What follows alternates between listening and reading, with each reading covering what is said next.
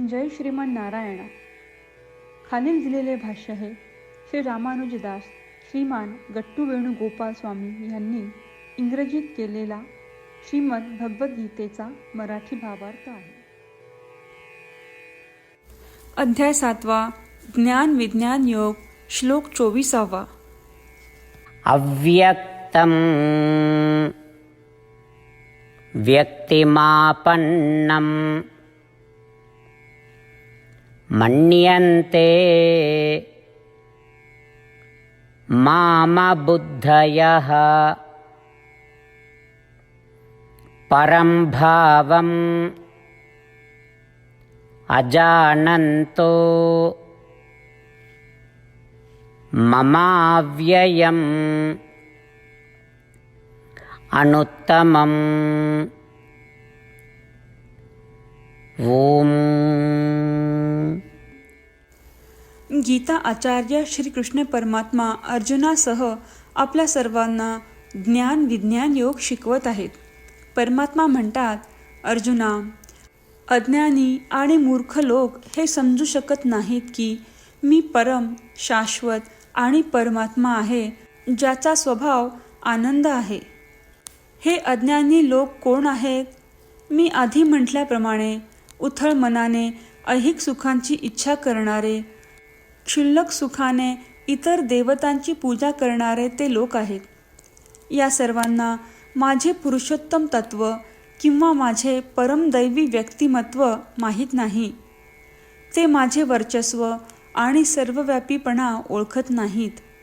तथापि अर्जुना, तू विचारशील की हे श्रीकृष्णा, सर्व लोकांसाठीच उपलब्ध होण्यासाठी तुम्ही विविध रूपात उतरलात ना?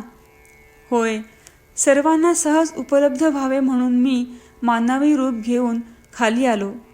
तथापि जेव्हा ते लोक मला पाहतात तेव्हा त्यांना काय वाटते हे तुला माहिती आहे का?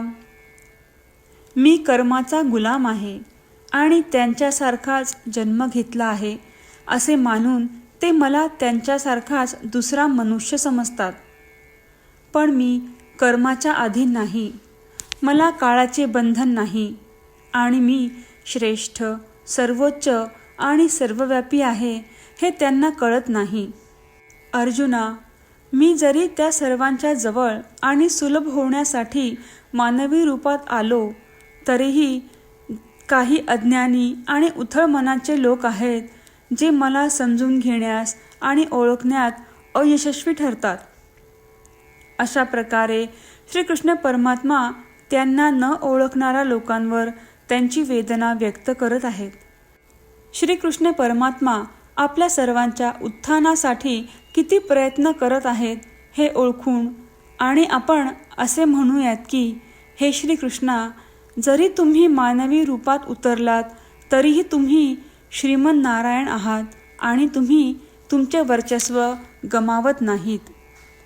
आणि श्रीकृष्ण परमात्मा किंवा श्रीमन नारायण यांच्या दिव्य चरणांचा आश्रय घेण्याचा सतत प्रयत्न करत असताना आपण श्रीकृष्ण परमात्म्यांनी उच्चार केलेल्या शब्दांचा जसेच्या तसे परत उच्चारण्याचा प्रयत्न करूया. अव्यक्तं व्यक्तिमापन्नं मन्यन्ते मामबुद्धयः परं भावमजानन्तो ममाव्ययमनुत्तमम्. श्रीमद भगवद्गीतेचे संपूर्ण सार श्रीकृष्ण परमात्म्यांनी अध्याय 18 श्लोक 65 ते 70 मध्ये 8 गोष्टी करण्यासाठी दिल्या आहेत. श्रीकृष्ण म्हणतात, जे या 8 गोष्टींचे पालन करतात ते मला आवडतात. मी त्या भक्तांचे सर्व प्रकारे रक्षण करीन. श्रीकृष्ण परमात्म्यांनी सांगितलेली सर्व भगवद्गीता ऐकल्यानंतर अर्जुन म्हणतो, करिष्ये वचनम तव. अर्थात श्रीकृष्णा, तुम्ही सांगताल तसेच मी करीन. म्हणूनच श्रीकृष्णांनी अर्जुनाला सर्व प्रकारचे यश आणि विजय बहाल केले आहेत. परमात्माला आपले वचन देऊया की आपण या 8 क्रिया पाळू. परमात्माला हा शब्द देण्यापेक्षा मोठी कोणतीही पूजा, तप, यज्ञ नाही. ह्या 8 क्रियांचा तुम्ही सर्वांनी मनाने विचार करा असे मी म्हणेन. अशा प्रकारे आपण श्रीकृष्ण परमात्म्याला आपले वचन देत आहोत. आपण सर्वांनी श्रीकृष्णाच्या चेहऱ्याचा आनंद आणि सुख अनुभवूया. जय श्रीमन नारायणा. ह्या 8 क्रिया खालीलप्रमाणे आहेत. हे श्रीमन नारायणा, तुम्ही सांगितल्याप्रमाणे मी नेहमी तुमच्यावर चिंतन आणि विचार करीन. हे श्रीमन नारायणा, तुम्ही सांगितल्याप्रमाणे मी सदैव तुमचा भक्त असेन. हे श्रीमन नारायणा, माझी सर्व कृती तुमची सेवा आणि तुमच्या समाधानासाठी करेन. हे श्रीमन नारायणा, तुम्ही अनुसरण करायला सांगितल्याप्रमाणे मला खूप विश्वास आहे की मी तुमचा आहे आणि मी नेहमी हात जोडून तुम्हाला नमस्कार करीन आणि तुमची पूजा करीन. हे श्रीमन नारायणा, मला तुमचे शब्द आठवले. मामेकम शरणम व्रज, जे तुम्ही एकट्याला शरण जायला सांगितले आहेत. श्रीमन नारायणा, मी एकटाच तुम्हाला शरण जातो. हे श्रीमन नारायणा, मला तुमचे मा शुचाह शब्द आठवले की तुम्ही आम्हाला दुःख न करण्याचे आश्वासन देत आहात. मी यापुढे शोक करणार नाही. हे श्रीमन नारायणा, तुम्ही आमच्यासाठी श्रीमद भगवद्गीता देऊन आम्हा सर्वांवर कृपा केली आहे आणि आशीर्वाद दिला आहे. मी दररोज किमान 1 श्लोक वाचण्याचे किंवा ऐकण्याचे वचन देतो.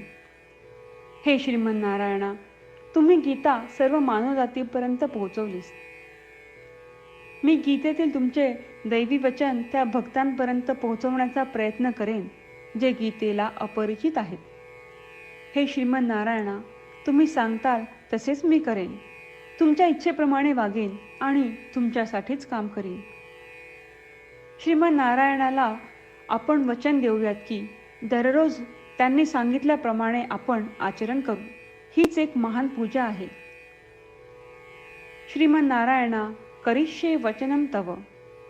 श्रीमन नारायणा, मी तुमच्या सूचनेनुसार वागेन. अव्यक्तं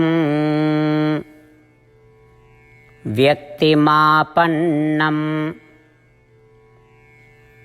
मन्यन्ते मामबुद्धयः परं भावम् अजानन्तो ममाव्ययम् अनुत्तमम्. ॐ अव्यक्तं व्यक्तिमापन्नं मन्यन्ते मामबुद्धयः परं भावमजानन्तो ममाव्ययमनुत्तमम्.